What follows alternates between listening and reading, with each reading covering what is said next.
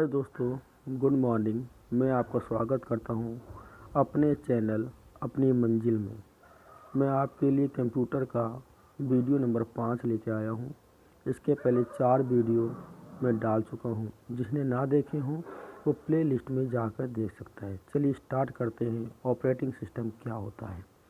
Operating system computer पर मौजूद एक महत्वपूर्ण प्रोग्राम है जो कंप्यूटर के हार्डवेयर और कंप्यूटर यूजर के मध्य एक सेतु या इंटरफेस का कार्य करता है। सेतु का मतलब होता है कि हार्डवेयर और कंप्यूटर यूजर जो वो कंप्यूटर चला रहा है और कंप्यूटर हार्डवेयर के मध्य एक सेतु का कार्य करता है, मतलब उसको बांध कर रखता है। ऑपरेटिंग सिस्टम द्वारा कंप्यूटर मेमोरी, प्रोग्राम व इनपुट आउटपुट डिवाइस को नियंत्रित किया जाता है। कंप्यूटर को चालू करने पर कंप्यूटर में लोड होने वाला पहला प्रोग्राम ऑपरेटिंग सिस्टम कहलाता है। अच्छा क्वेश्चन है।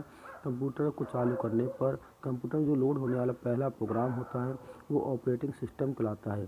कंप्यूटर के चालू होने और ऑपरेटिंग सिस्टम के लोड होने की क्रिया को बूटिंग कहा जाता है। तो याद रखना, पूछा था बूटिंग किसे कहते हैं। तो कंप्यूटर के चालू होने और ऑपरेटिंग सिस्टम के लोड होने की क्रिया को बूटिंग कहा जाता है। ऑपरेटिंग सिस्टम के मुख्य कार्य क्या क्या हैं? पहला ऑपरेटिंग सिस्टम का कार्य है processing management.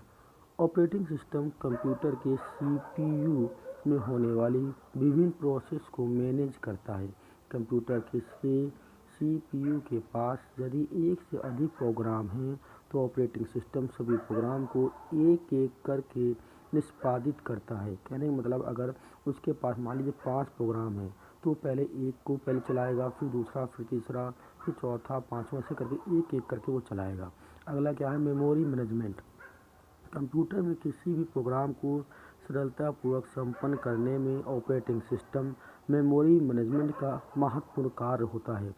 Operating system computer प्रोग्रामों के मध्य मेमोरी का विभाजन करता है तथा कंप्यूटर में सूचनाओं को इकट्ठा करने के लिए आवश्यक मेमोरी भी प्रदान करता है।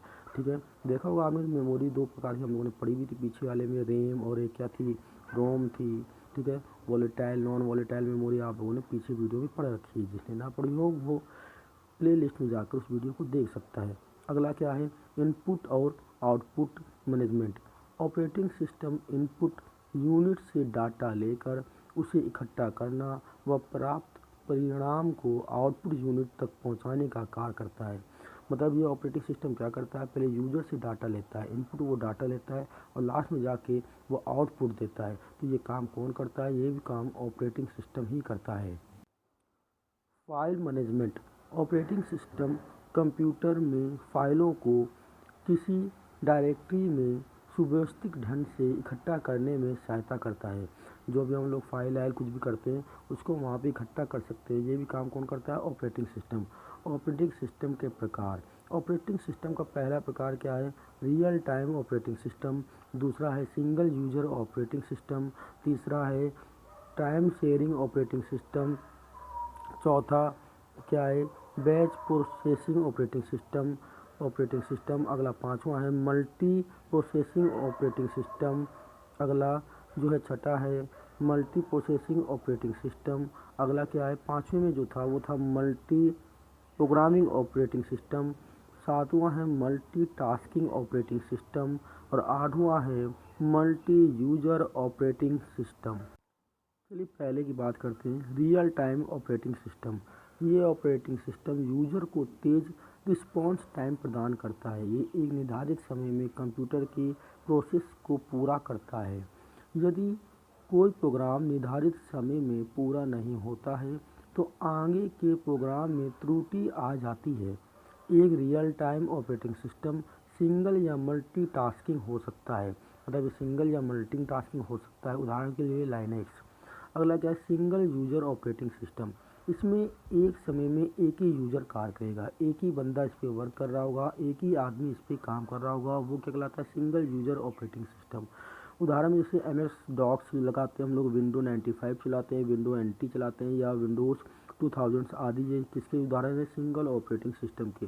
अगला है multi user operating system. Multi user operating system का क्या मतलब है, यहाँ से एक से अधिक यूजर कार्य कर रहे होंगे, वो कहलाता है मल्टी ऑपरेटिंग यूजर सिस्टम। जैसे विंडोज़ एसपी हो गई, विंडोज़ 7 हो गई, विंडोज 10 हो गई, ये सब क्या है, ये सब है मल्टी यूजर ऑपरेटिंग सिस्टम। इसमें एक से ज़्यादा कार्य कर सकते हैं।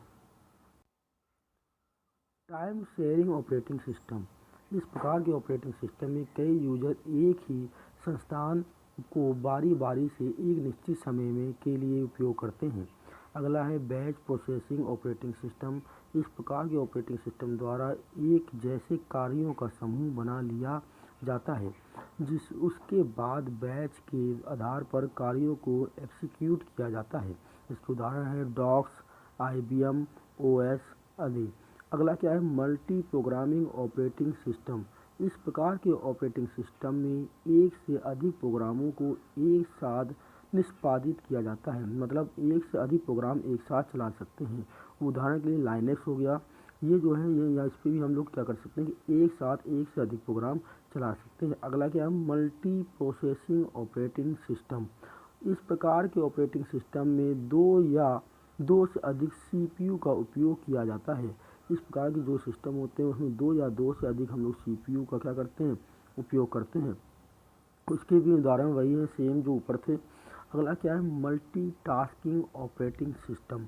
इस प्रकार के ऑपरेटिंग सिस्टम में एक समय में एक से अधिक कार्यों को संपन्न किया जाता है, और उसका एग्जाम्पल है विंडोज़। मतलब एक से अधिक कार्य हम लोग इसमें कर सकते हैं, और वो क्या है, इसका एग्जाम्पल या इसमें मल्टीटास्किंग ऑपरेटिंग सिस्टम, इसका एग्जाम्पल है विंडोज़। कुछ प्रचलित ऑपरेटिंग सिस्टम के उदाहरण जो बार बार पेपर में पूछे जाते हैं, याद रखना। पहला लाइनेक्स, अगला क्या Windows, Android, iOS, Mac OS, ये भी याद रखिएगा, ये पूछे जाते हैं। ऑपरेटिंग सिस्टम दे देगा आपको ऑप्शन में, कहेगा निम्न में से कौन से ऑपरेटिंग सिस्टम का उदाहरण है। अगर आपको ये वीडियो अच्छी लगी हो तो प्लीज़ लाइक करें, शेयर करें, सब्सक्राइब करें, और अपने दोस्तों के पास ज़्यादा से ज़्यादा भेजें, जिससे मेरा भी वीडियो बनाने में मन लगा रहे। धन्यवाद आपका।